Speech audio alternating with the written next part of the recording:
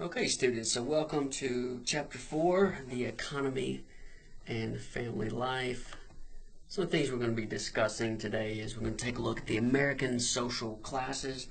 In this section here, we're going to be talking about the upper class, the middle class, the working class, and the lower class, and how their lives and lifestyles are quite different from each other.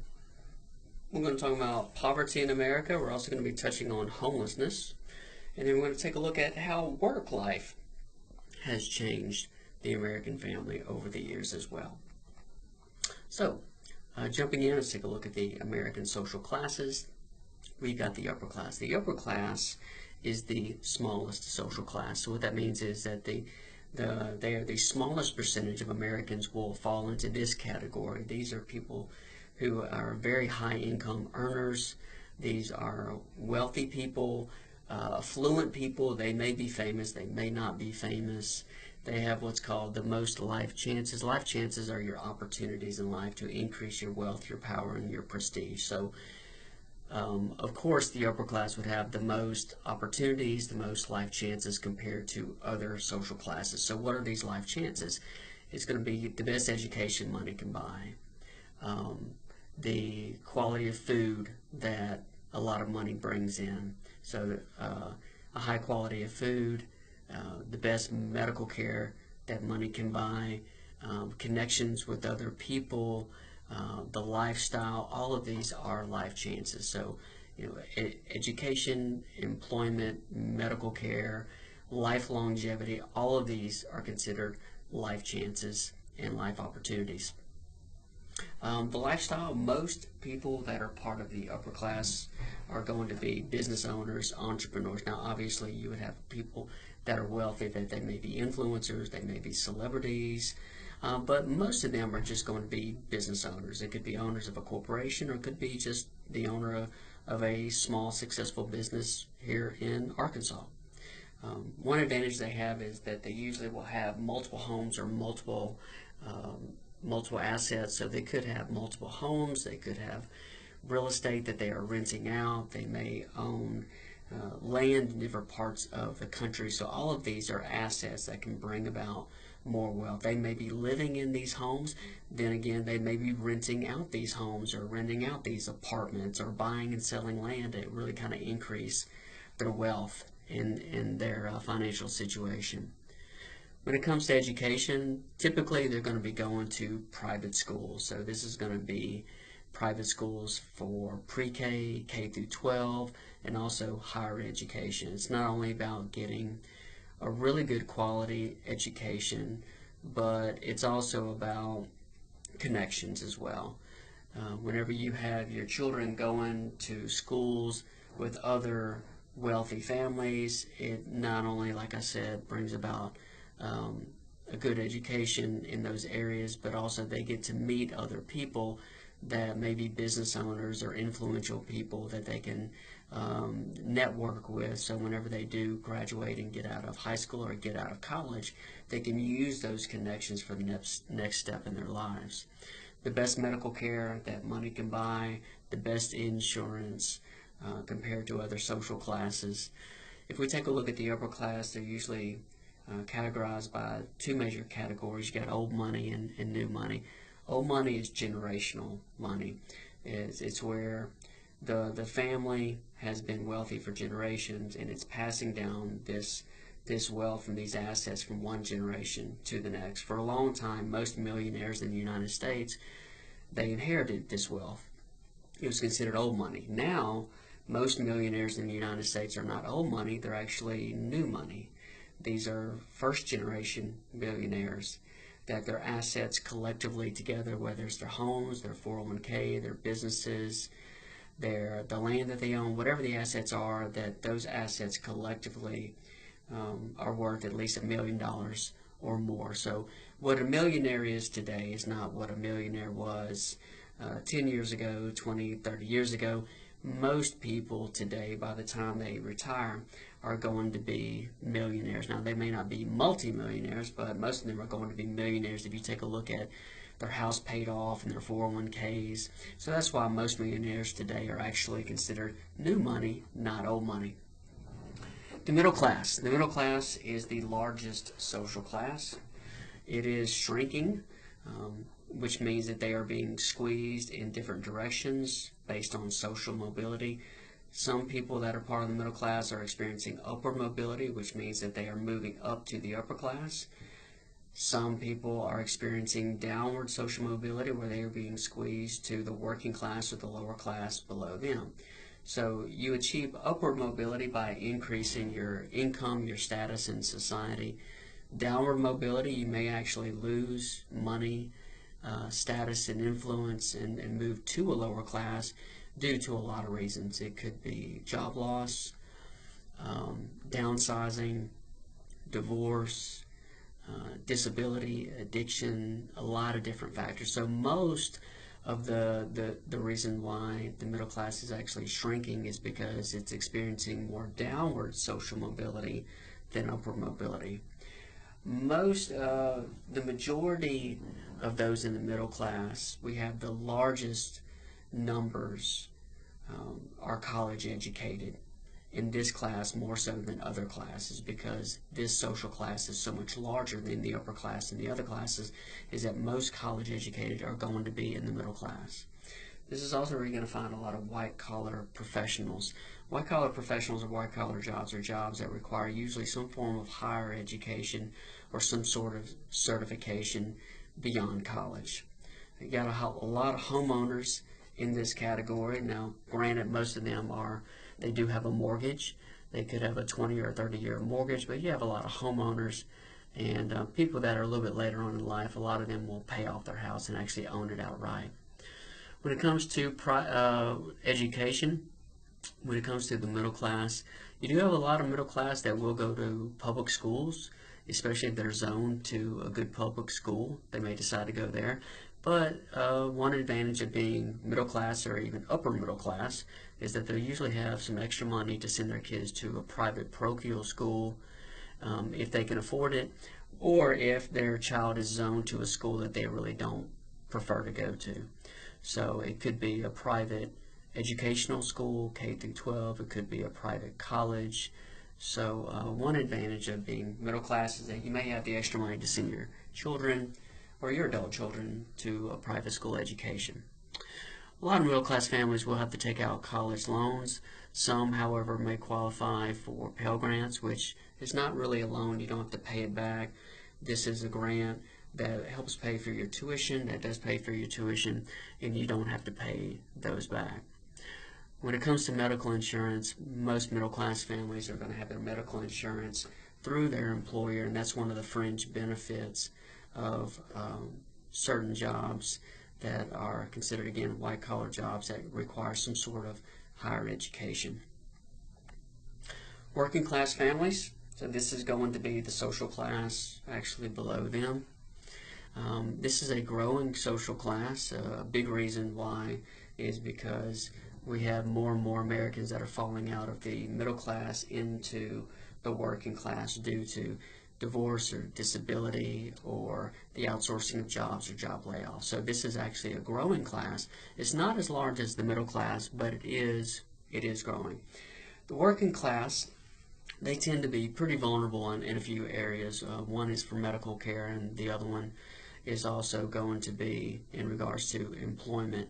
So a lot of these jobs are considered blue-collar jobs, construction, working with your hands, and the vulnerability there is that sometimes these factories and assembly lines, they will close down or they'll go overseas, and so this particular class can be very vulnerable to job layoffs. Even during COVID-19 and within the service industry, there were a lot of people that whenever there was a shutdown, since they were working out in the public, they temporarily may have lost their jobs during COVID-19.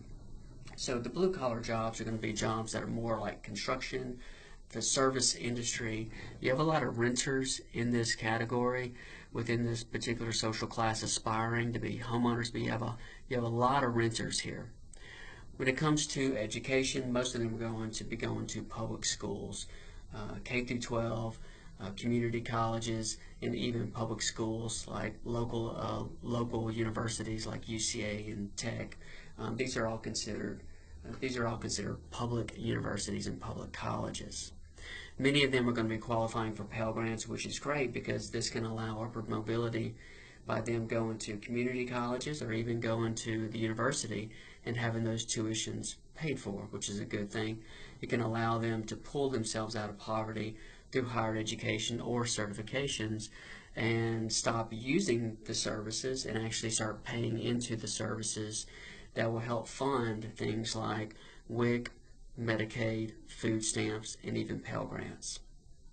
When it comes to their health insurance, it could be kind of hit and miss.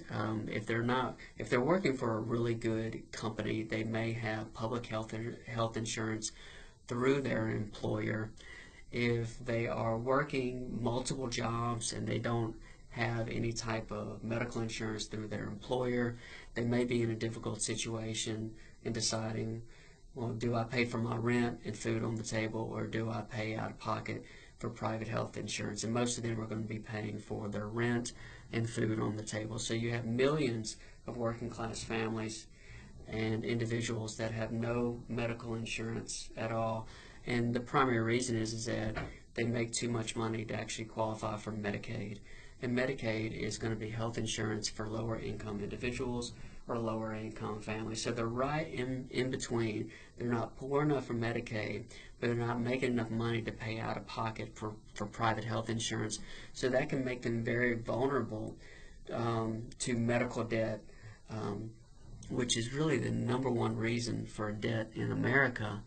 It's not being irresponsible with credit cards. It's actually having medical debt and having difficulty paying off those medical bills.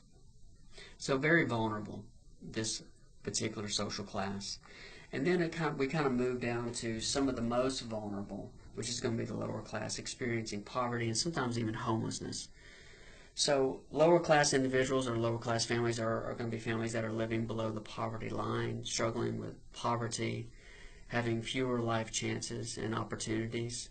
It doesn't mean that they can't become a success. It's just a lot harder to kind of go up and achieve upward mobility. So the lifestyle, a lot of minimum wage jobs, or they possibly may be unemployed. They may be unemployed for a lot of different reasons. If they live in rural areas where there's really not a lot of jobs, they may be unemployed. There may be a physical disability or a cognitive disability where they're not able to work.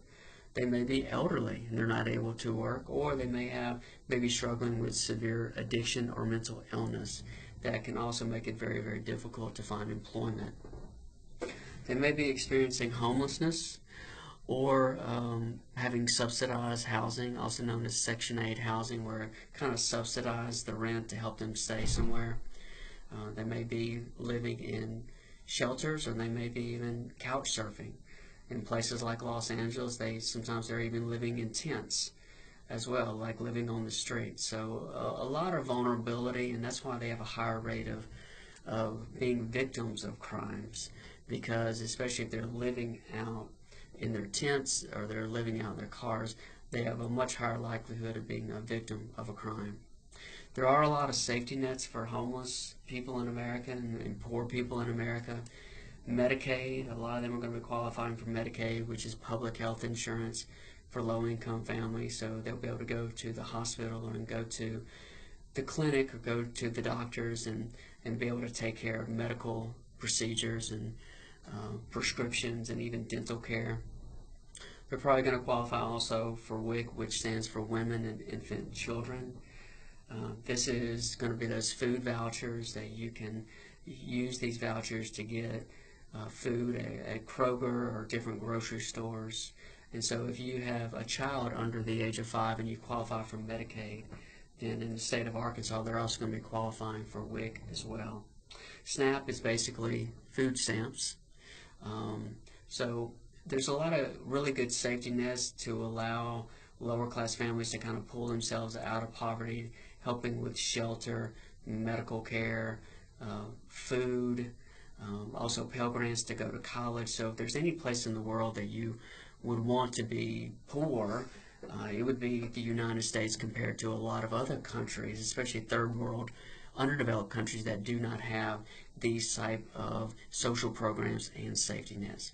Now, because of this, lower class families also experience higher rates of malnutrition, not really getting good quality food. They're also more likely to get sick, and they also have a lower life expectancy than other social classes as well.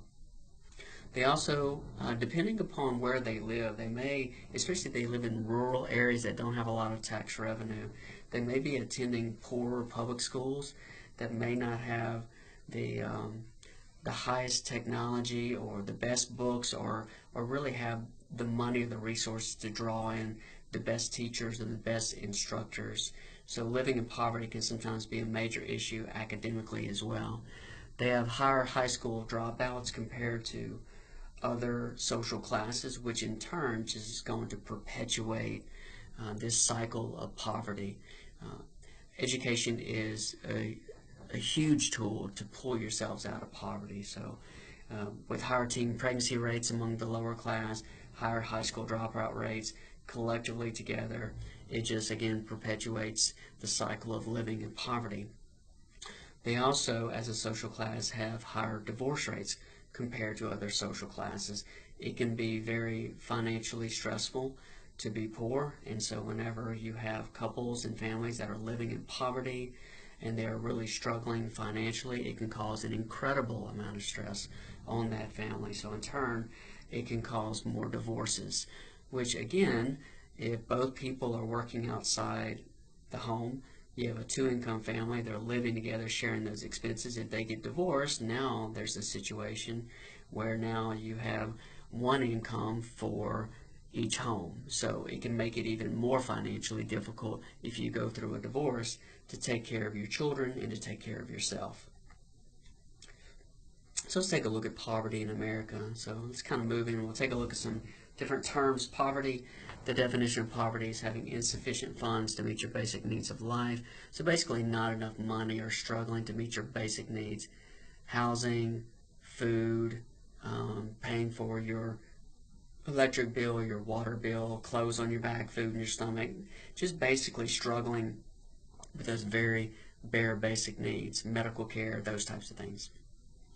Feminization of poverty states that women are more likely to live in poverty than men. Now, this is true globally. Most of the world is patriarchal, male-dominated society. So if anybody's going to be living in poverty and really struggling, it's going to be women and children more so than men.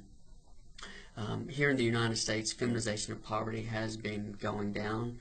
A lot of women these days are career-oriented. They're going to college, they're getting careers, and they're able to kind of financially take care of themselves. Those women that are most vulnerable in the United States are those that are divorced or their significant other, husband or whoever they were living with, the primary breadwinner they either have a divorce through them or they have actually passed away, they've become a widow. And especially if they are a stay-at-home mother and say they don't have a lot of work experience or education, those women and mothers with small children are at some of the highest risk of living in poverty. If they've gone through a divorce and their husband or significant other was the primary breadwinner, by them moving off by themselves and taking that salary with them, sometimes their financial situation actually gets better. But feminization of poverty is really much more of an issue in patriarchal or more male-dominated societies than what we have here in the United States, which is much more egalitarian. So the working poor, who are these? So these are going to be individuals or families that are working. Some of them are working multiple jobs or working over 40 hours a week, but their incomes are still below that poverty line. The next term is called extreme poverty. This is going to be individuals or families where their salaries, their gross salary, is going to be less than half the poverty line. So let's say you have a family of four, and let's say that the poverty line is $30,000. And so if that family is below the poverty line, well, then they're going to be considered living in poverty. However, if their income is less than half of the poverty line for the number of people in their family, that's extreme poverty. So for a family of four that's making $30,000, that's making $15,000 or less, and if the poverty line is at $30,000, then they're going to be experiencing extreme poverty because their income of $30,000, their income of $15,000 gross, which taxes haven't touched it, is less than half of that poverty line of $30,000. This is referred to as extreme poverty. So let's kind of break it down into different types of demographics. One thing you're going to notice here is there's a difference between numbers and percentages. So if you take a look at the percentage of living in poverty, the most vulnerable can be children under the age of 18. So if they're living in poverty, obviously their parents are living in poverty. But the highest number living in poverty are going to be those 18 to 64. There's just a lot more people that are going to be within the years of 18 to 64 compared to under the age of 18. So what that tells you is that sometimes the numbers and the percentages, they don't always align. And sometimes they do, sometimes they don't, and sometimes they're actually inverted, where you could have the highest poverty rate but the lowest numbers, and also vice versa. Next, we have poverty rates based on marital status. So if you are married in the United States and you have two incomes, your poverty rate goes down significantly to less than 5%. If you take a look here of single mothers, their poverty rate is almost at 25%. So that kind of goes along with what we were talking about with feminization of poverty. Women are more likely to experience poverty with their children compared to men. So if they are not working outside the home, or even if they are working outside the home, men on average tend to gravitate towards higher paying jobs. They tend to work more hours, and they tend to work more dangerous jobs that tend to pay more. So if you take a look at single fathers, their poverty rate is less than half of the single mothers at somewhere around 12%. So their situation tends to be a whole lot better than single mothers raising their children. If you take a look at disability, so whether it's a physical disability or a cognitive disability, if an individual is struggling with that, that can make it very difficult to work full-time. It can make it very difficult to work part-time. So those with various types of disabilities are at a higher statistical likelihood of experiencing poverty, and you can see that in this chart right here.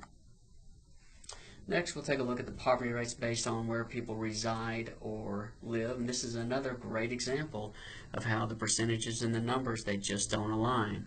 So it shows here that if you are living outside of a metropolitan area, more of a rural area, say like rural Arkansas, that the poverty rates are actually higher than if you lived in the cities. So the main reason is that there's more economic opportunity, there's more jobs in the big cities compared to living out in rural areas where there may not be a whole lot of jobs. However, the numbers living in poverty are much higher in the cities than, say, rural areas, mainly because there's a whole lot more people living in Los Angeles, Chicago, New York City, Little Rock. I mean, a lot of these much larger areas, the homeless issue, the poverty issue is going to be much bigger from a numbers type of perspective, not so much percentage, but from a numbers perspective, just simply because there's so many more people living in those areas. If you take a look at Los Angeles, California, which has a severe poverty issue, severe homeless issue, you'll see people living in tents. It's called Tent City, and there are just hundreds, if not thousands, of tents on the sides of the street. People really struggling. They may be struggling with mental illness. They may be struggling with addiction, but also the cost of living and the cost of housing and the cost of rent in California is just so high that there's a lot of people that are homeless, and it's not because they're mentally ill, and it's not because they're drug addicts at all. It's just because they simply cannot afford the rent at all. There's a lot of different variables playing into homelessness. So let's take a look at education. This chart is basically going to reinforce that the more education you have, the less likely you are to be living in poverty and to be homeless. If you have no high school diploma, no GED, you have about a 30% chance of living below the poverty line. If you have a high school diploma at least, that goes down to around 13%, so basically cutting it in half. If you have some college, it goes down to less than 10%. If you have a college degree or better, it's going to be less than 5%. So it makes a big difference. If you have some sort of education or some sort of technical degree that separates you from somebody else, if you have a skill set that not everybody has, then you're going to get paid and get paid well for that. If everybody can do your job, and it's just a matter of training somebody a week or two to do it, those are usually not very high-paying jobs. So our homelessness issue in the United States, so there's about 500,000 Americans that are homeless, those that are actually sheltered. So they may be living in domestic violence shelters, they may be living in transitional shelters, they may be living in motels. You also have another category that are considered the unsheltered homeless in America. They're living outdoors, they may be living in their cars, they're living in tents, they may be living in abandoned buildings. There's also a couple other categories on the longevity, or how long you are actually homeless. So we have what's called transitional homelessness and chronic homelessness. Transitional homelessness are going to be individuals or families that are homeless for usually less than a year. This is the most common form of homeless, so it's usually less than a year, and it's usually because they're kind of down on their luck, they're going through a difficult time. It could be job loss, they're having some sort of health condition that they have to take care of, they may be dealing with some sort of addiction, and then they go into treatment, they get help for that, they kind of get back on their feet. They may be having some issue of being homeless because they're going through a divorce or some sort of domestic abuse or family crisis. But usually if it's less than 1 year, they kind of get back on their feet and they're no longer homeless anymore. Those individuals or families that are chronically homeless, this usually means that they're homeless for more than a year, that they're usually severely struggling. They may be struggling with some sort of severe mental illness like schizophrenia or other types of disorders where they're having difficulty getting the medication or the help that they need, and so it makes it very, very difficult for them to hold down a job and have that stability.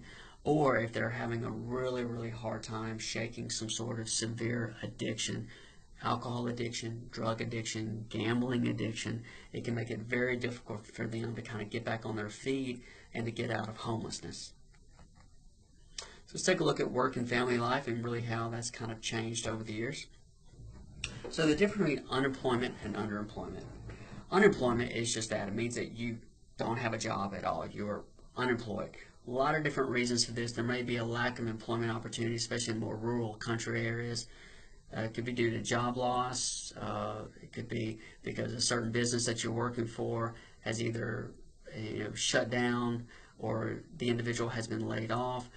The factories and assembly lines may have shut down because now the employers are outsourcing that and bringing these goods from other countries into the United States. There may be some sort of physical or cognitive disability, addiction issues, recessions, major pandemics can also be big factors in unemployment. And we kind of noticed that during COVID-19. We saw unemployment and also underemployment rise. So underemployment is whenever a person is working, but they're only working part-time, or they're doing temp work and they're trying to seek full-time employment.